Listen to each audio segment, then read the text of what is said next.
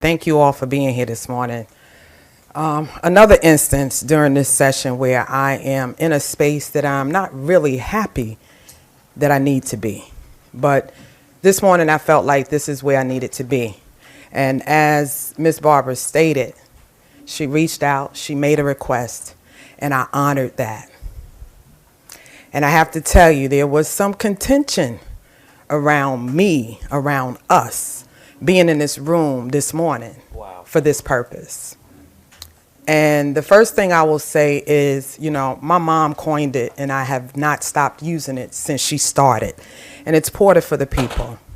And it really is my passion for people and love for community that has me seated in this position, along with the fact that the people actually put me in this seat and trusted me with this power to advocate on their behalves, and not to speak for the voiceless, because we all have voices, but to speak for the voices that have been suppressed, the voices that continue to go unheard, especially in this building.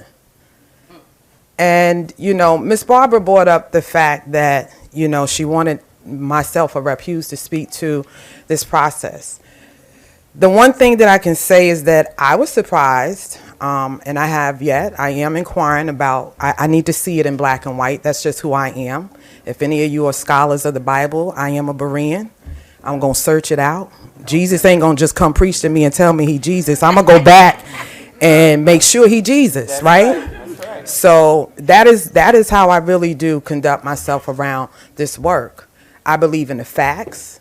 And I believe in people having access to this building so that they can say what needs to be said to the people who have been entrusted to carry that back in the form of policy and lawmaking, right?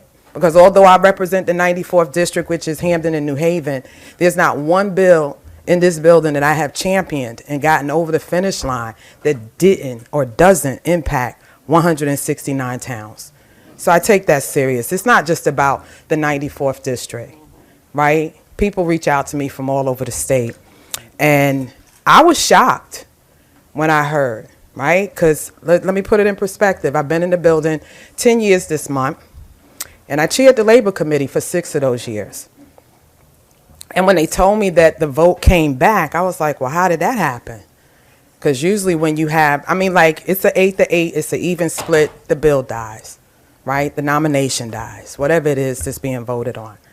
But it has come to my attention that there is somewhere in the General Assembly rules that a chair can actually call back a bill or nominee within that first meeting after the vote was taken in that previous meeting, which is what happened, right?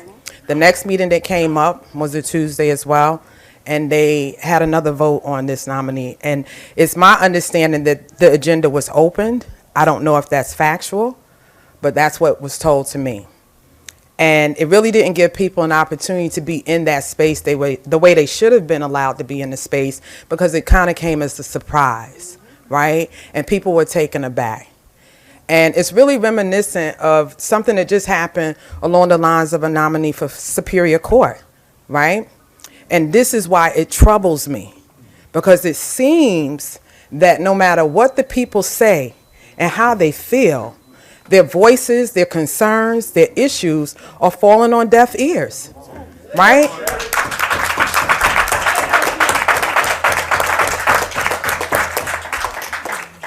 An 8-8 vote in this committee is rare and unusual. This committee has never seen anything like this happen before. That alone was enough to press pause and say, let's get back to the table, let's find out what's going on, and let's deal with the concerns before we move forward. Now, what concerns me even more is what happened after that vote, 8-8, and in between the 15-2 vote that occurred. And the things that came back to me were very upsetting. People's character being defamed, being described as being vindictive, having a personal vendetta, and given no opportunity to defend themselves.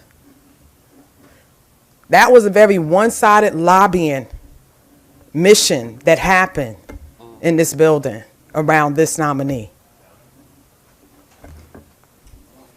Who should we have faith in? And whose report should we believe? Right? Are we believing the governor's report, or are we believing the people's report? Because it's the people I've been talking to. And one of my questions, and I'm glad that the nominee is here. I'm glad that Ms. Carpenter is in the room, because at the end of the day, this is what we need to see. And I'm hoping that we hear from her. Right? Because there's a lot of questions that haven't been answered. There was a process, a very tedious process, and belabored process. It's already taken longer than it should take. That's right. So that's what's really painful about us being here and saying, hold on, let's wait a minute, let's press pause again, right? Because while we're doing this, and I give Ms. Carpenter credit for this, because she actually brought this to the fore, the incarcerated population is still having to wait. And they shouldn't have to wait. They shouldn't have to.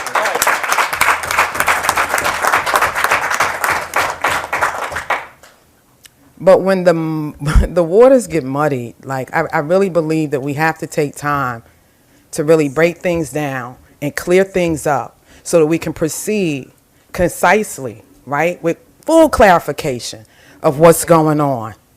And of course, there is character and integrity, as far as I'm concerned, around this issue.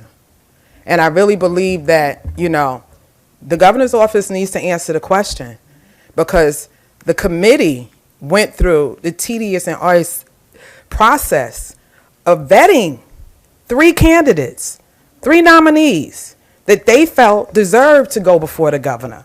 And they did that in the order of qualifications through that vetting system. So that was totally discounted right out the gate. We didn't pick number 1. We didn't pick number 2. We picked number 3. Okay, why?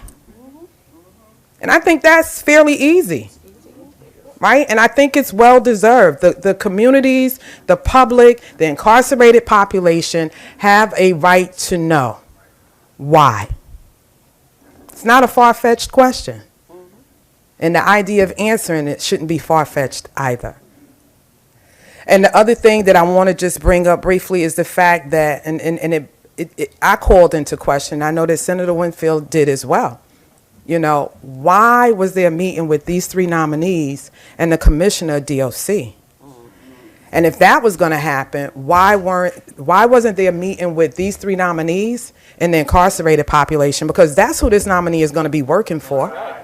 And I mean, in business and interviews and job and applications for positions, whoever you're working for is usually the person that you interview with, right? Because they need to know that you're going to represent them on the strength that they deserve and they need.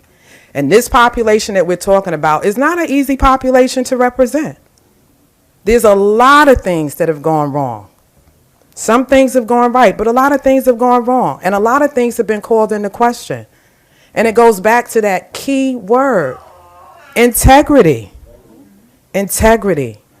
And it's unfair, for us to have to be here today belaboring this issue even more than we've already done. At the end of the day, it is the people, and representation matters. This is what I said about the Superior nominee.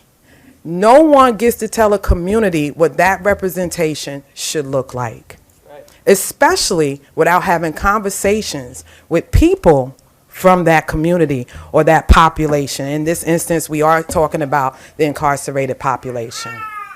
So I just really feel that today, the people have the mic and they need to say what it is that's on their hearts and their minds again. And maybe this time, it will push past whatever this is that's interfering with us getting to where we need to be collaboratively. Because we talk a lot in this building about doing things collaboratively and, on bipartisan support. But I really don't think it's fair to say, okay, we didn't get the vote we needed the first time. So now we're going to go back to the drawing board and we're going to do this again. But before we do it again, we're going to go and have some conversations with the folks that will be voting again to see if we can convince them that they need to change their vote. And as you see, it went from 8 to 8 to 15 to 2. There was actually someone that was absent that showed up to vote, and there was actually someone that voted that was absent. So it was a couple of moving parts in this. But like I said, there is something that is being declared that is on the books with the General Assembly that says there were actually no rules broken, because that was my initial thing. Like, okay, are we following the rules? You know, we always told to play by the rules. Are we following the rules? So that's one of the things. But the question I have is, I know that when the 8 to 8 vote happened, Ms. Carpenter spoke with a lot of advocates that day, you know, and it seemed that there was some intense conversations going on. Today, I'm just curious to know how many of those folks were actually contacted. How many people did she sit down and speak with? Has there been conversations with the incarcerated population to get their feedback?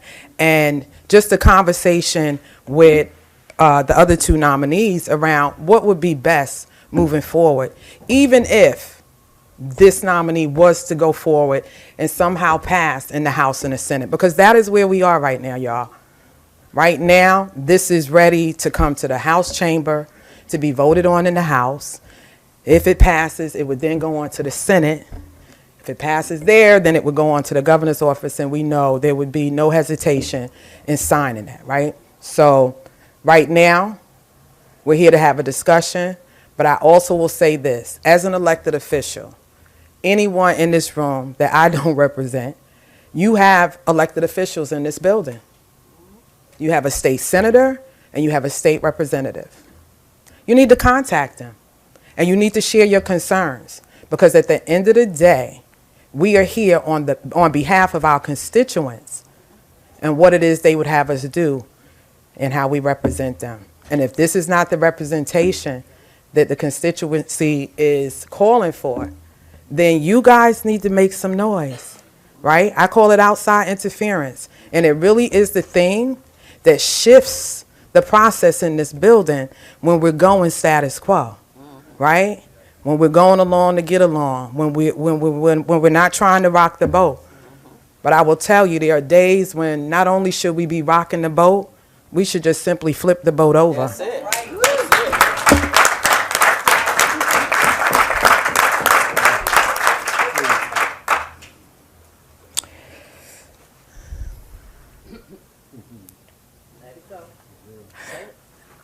It's not to let go. It's just I'm tired of being in this space and having to fight these battles on the grounds that we're having to fight.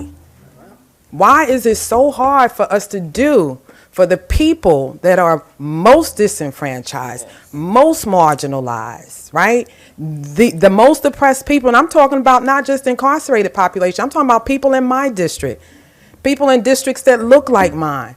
The heavy lift in this building is getting things done for the least of us. And why is that? Because when you lift from the bottom, everybody's elevated. Everybody. And we talk about diversity, equity, and inclusion.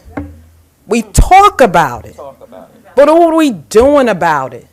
Because it's more than having people of color on a board or on a committee or in positions of leadership. That ain't it. That's not it. Because at the end of the day, I don't care what color you are. As long as you are here doing the business for the people and making sure that we are taking care of what it is they need us to take care of. Because that's what we've been entrusted to do. So let's get down to business. And let's see where we are. But I say today, it ain't just about getting it done. And sometimes political expediency is important. And I talk about that all the time. Where's the sense of urgency when we're looking at homelessness, health care, black maternal and infant mortality? Where is the sense of urgency around these issues? And this one in particular. And now that we've dragged it out and we've hit this bump in the road, we can't talk about, oh, now we need to be expedient. We should have been expedient before we got here.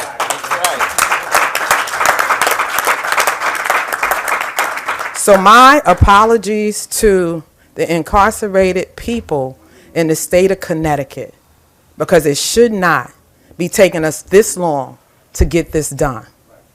But I can tell you one thing. There is no growth in the comfort zone.